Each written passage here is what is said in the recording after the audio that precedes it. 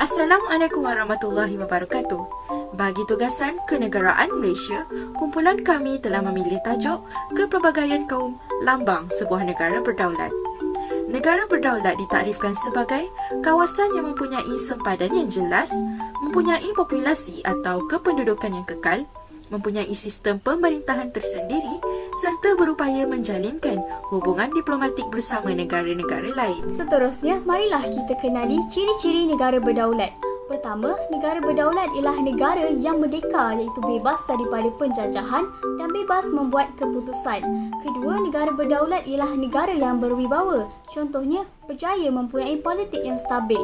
Ketiga, negara berdaulat ialah negara yang berkuasa sendiri dengan mempunyai perlembagaan tanpa dipengaruhi oleh mana-mana pihak. Dan akhir sekali, negara berdaulat beridentiti sendiri seperti mempunyai asas lambang negara iaitu bendera, jata negara dan lagu kebangsaan. Yang pertama ialah bahasa.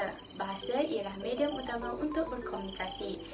Seperti yang kita tahu, bahasa Melayu digunakan sebagai bahasa kebangsaan di Malaysia kerana kita mempunyai pelbagai kaum dan ia memudahkan kita untuk berkomunikasi antara satu sama lain.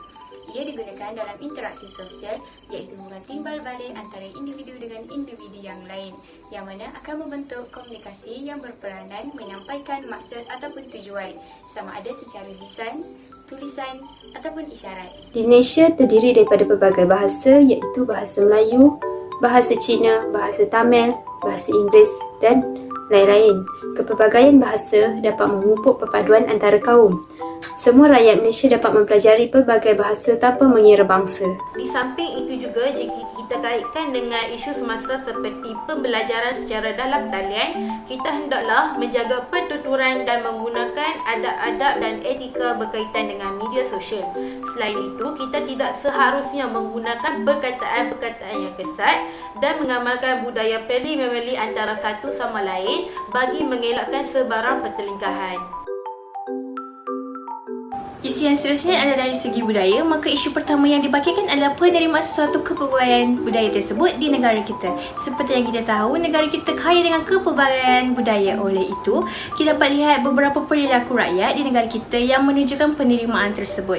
Yang pertama adalah rakyat mengamalkan pakaian tradisional seperti baju kurung atau kurta dalam kehidupan seharian mereka tanpa mengenal bangsa. Seterusnya, rakyat Malaysia merayakan perayaan semua kaum tanpa melanggar kefahaman agama masing-masing. Dan akhir sekali, semua rakyat saling hormat menghormati, terutamanya dalam majlis pengemumian tanpa mengenal perbezaan bangsa. Seterusnya, alternatif pendekatan budaya. Yang pertama, sebagai rakyat Malaysia, kita perlulah memahami isu-isu sensitif perkauman supaya dapat mengelakkan sebarang konflik daripada berlaku. Yang kedua, kerajaan dan masyarakat boleh memberikan pendedahan awal terhadap kanak-kanak tentang kepentingan budaya antara kaum. Dan yang terakhir, sebagai rakyat Malaysia, kita perlulah menanamkan tanggapan yang baik terhadap semua kaum agar boleh dapat hidup dalam keadaan yang harmoni. Terdapat cukup persamaan antara semua agama yang berada di Malaysia seperti nilai kerohanian, amalan kebaikan serta sifat menyayangi demi kesejahteraan semua umat manusia tanpa mengira bangsa dan agama agar semua penganut agama bekerjasama mempromosi persefahaman dan seterusnya mencapai keadaan aman damai. Semua pihak perlu memahami bahawa agama wujud untuk kebaikan umat manusia dan tidak boleh disalahgunakan secara fanatik untuk kepentingan peribadi. Oleh itu, semua pihak perlu berganding bahu untuk membendung segala kontroversi dan diskriminasi dalam ajaran agama dan melakukan yang terbaik untuk mempromosi persefahaman dan keharmonian antara agama. Hai, Assalamualaikum. Awakah bertugas sukarelawan yang membantu program vaksin ini? Saya Ain. Dan saya Muji, sukarelawan yang aktif lagi-lagi dalam program kesihatan mental. Oh, kesukarelawanan mana? Fun Action. Kami selalu berikan makanan seperti makanan, wang kepada yang memerlukan. Bukan sahaja Melayu dapat, tapi Cina, India juga turut serta. Awak sukarelawan juga ke?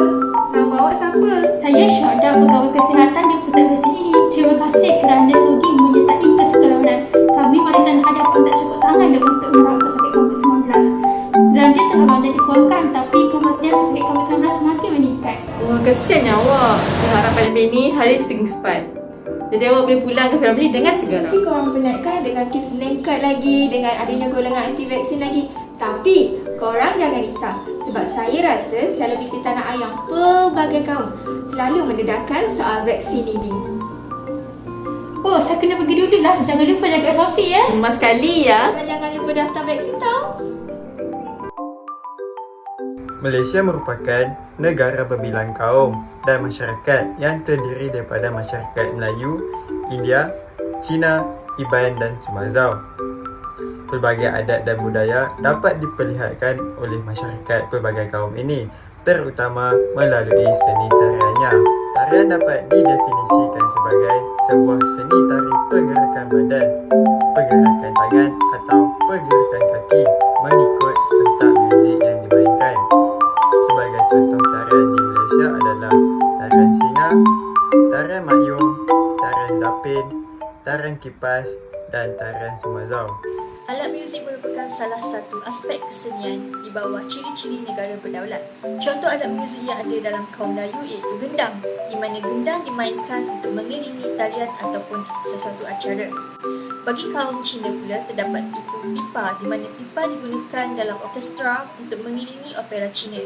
Dan yang terakhir sekali, kita ada dolak untuk kaum India, di mana dolak digunakan ataupun dimainkan untuk mengiringi muzik rakyat.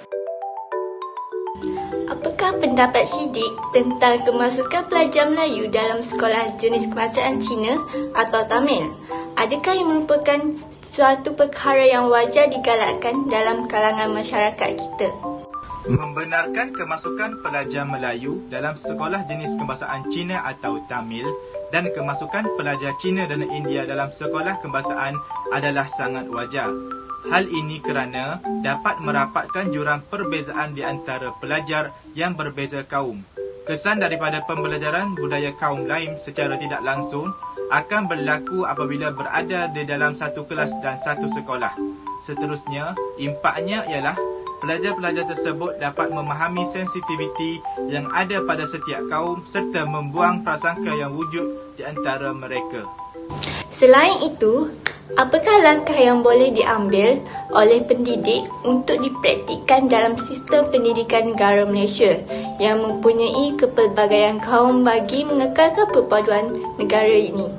Mewajibkan pengambilan subjek sivik dan kenegaraan dalam sistem pendidikan negara amatlah memberi kesan kepada perpaduan kaum. Hal ini kerana pelajar dapat menyelami rukun negara. Seterusnya, menghasilkan rakyat dan pelajar yang beretika dan bertata susila serta mewujudkan negara yang berdaulat.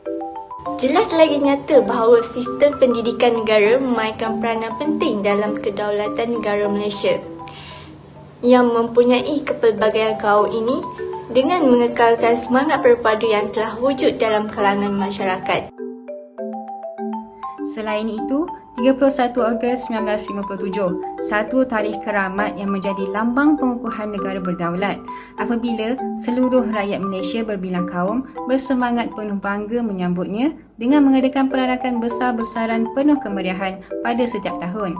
Hal ini zahir membuktikan bahawa perbezaan itu tidak menghalang kemakmuran masyarakat di Malaysia. Selain itu, situasi ini juga menunjukkan semangat patriotik rakyat Malaysia.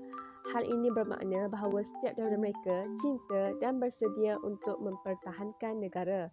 Apabila hubungan antara masyarakat menjadi semakin erat, mereka akan sentiasa berganding bahu untuk menyelesaikan masalah. Oleh itu, sambutan kemerdekaan di negara kita merupakan satu momen yang paling penting yang menunjukkan bahawa kedaulatan negara dapat dicapai walaupun hidup dalam kepelbagaian kaum. Sebagai kesimpulan, kewujudan rakyat yang berbilang kaum di Malaysia secara tidak langsung telah memainkan peranan yang penting dalam mengekalkan kedaulatan negara. Hal ini demikian kerana tanpa kesepaduan antara rakyat dan pemerintah, maka negara yang harmoni tidak dapat dibentuk. Bak kata pepatah, kalau dipecahkan ruyung, manakah dapat sagunya? Interaksi sosial antara masyarakat berbilang kaum telah menyemarakkan lagi kedaulatan negara kita yang menjadikan negara kita sebagai negara yang bertaraf global. Itu saja dari kumpulan kami. Sekian, terima kasih.